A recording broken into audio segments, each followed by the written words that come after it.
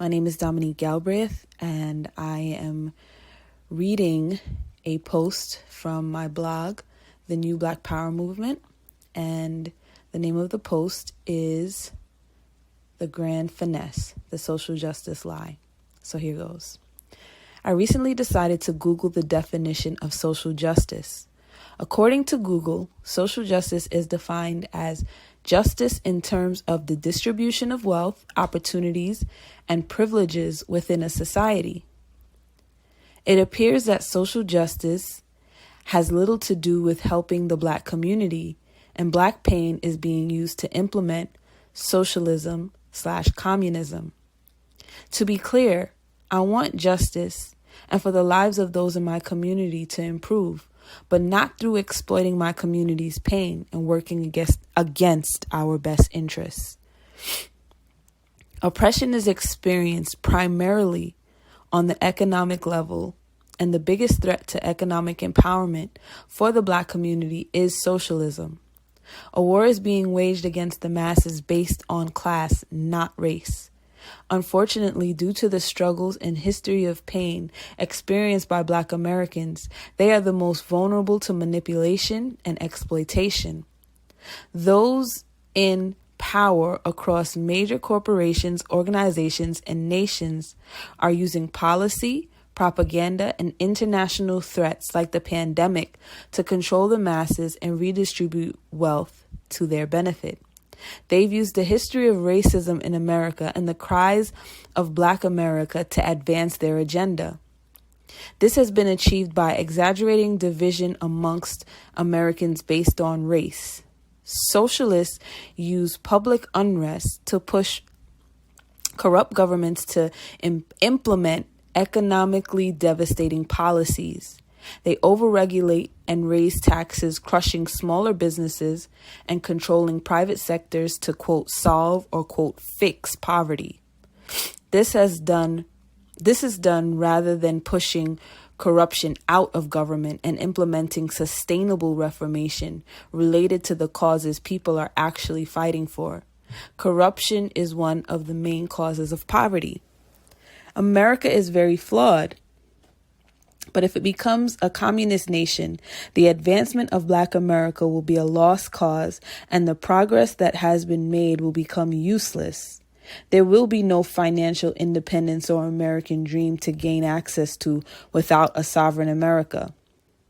Wealth redistribution seems like a great idea if you believe you'll never have wealth. It's no coincidence that the same people advocating for socialism under the guise of social justice put a greater emphasis on what Black people can't do rather than empowering them to operate in their gifts.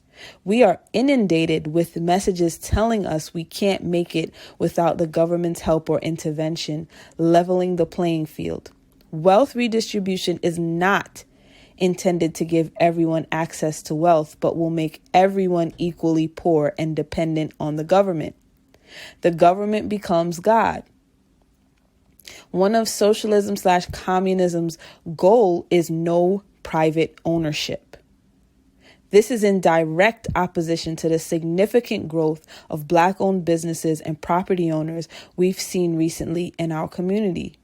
Why would we support anyone in favor of policies that would diminish our ability to achieve economic freedom? We are led to hate capitalism by capitalists. We must understand that capitalism itself is not the issue. Greed is. You either work for a capitalist, you are a capitalist, you're stealing from a capitalist, or you're being supported by the government who is taxing capitalists to support you. Either way, no country is functioning properly without capitalism. We were successfully distracted by the sensationalized threat of white nationalists coming to kill us. The fear that our lives are under constant threat put us in survival mode.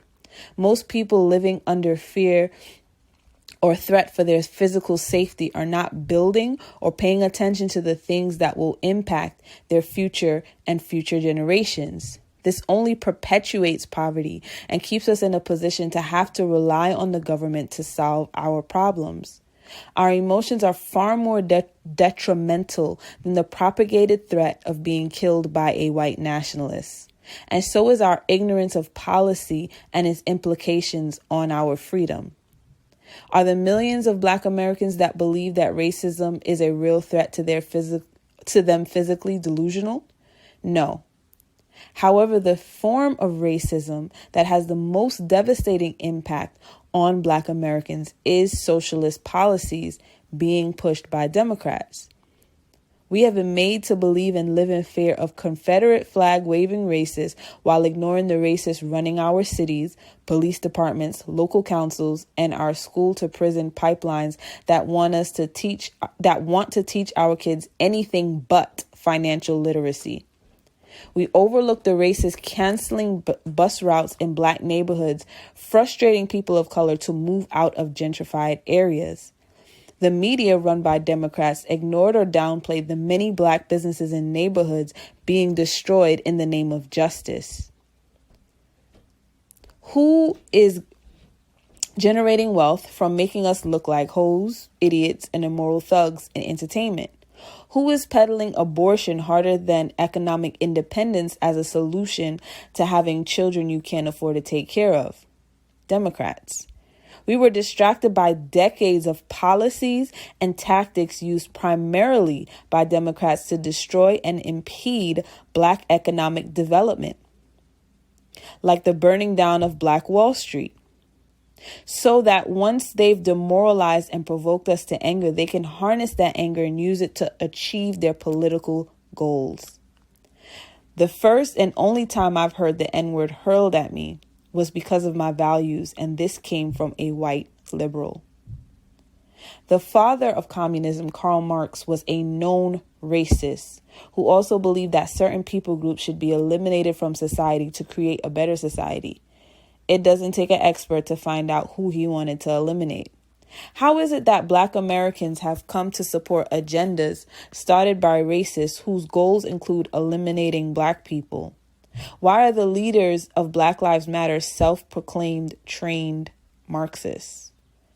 Black Americans have become supporters of socialism knowingly and unknowingly, as well as abortion. Both are movements started by racists whose goals go against our growth, development, and advancement. These movements are irredeemable, and it is hypocritical for us to fight to tear down all things with a racist origin while leaving these institutions intact, embracing their ideology. Someone put it this way: Democrats tell you can't do it without me. Republicans tell you do it yourself. Both parties have failed our community, but one party has used us as pawns, manipulated us, worked to dismantle the family structure, convinced us to murder our unborn, and remove God from society, all in an effort to implement policies that bring devastation. I have enough faith in God and what He has put in us, and proof that we can gain financial independence regardless of what stands in our way. There are issues that money can't fix, like a racist heart. Only the gospel of Jesus Christ can cure that when it is truly embraced, not just a meaningless tradition. Money provides options, leverage, and influence. Therefore, money puts you in a position to impact change on the playing field of those currently in power. It is a tool for good or evil. That said, our focus must shift upwards to the Most High. Then, strategy must be created on working with this nation's foundational principles that have allowed millions of families to transcend poverty despite their nationality or race. Work the system and reform the system without partnering with those whose agenda will only bring destruction. Many may read this and resort to whataboutisms. That's exactly what these leaders and their movements have trained you to do, which is a deflection from your own power and ability and gifts. As long as you continue to do so, there is no change. And they will continue to use you as a pawn to implement their agenda that is of no benefit to you.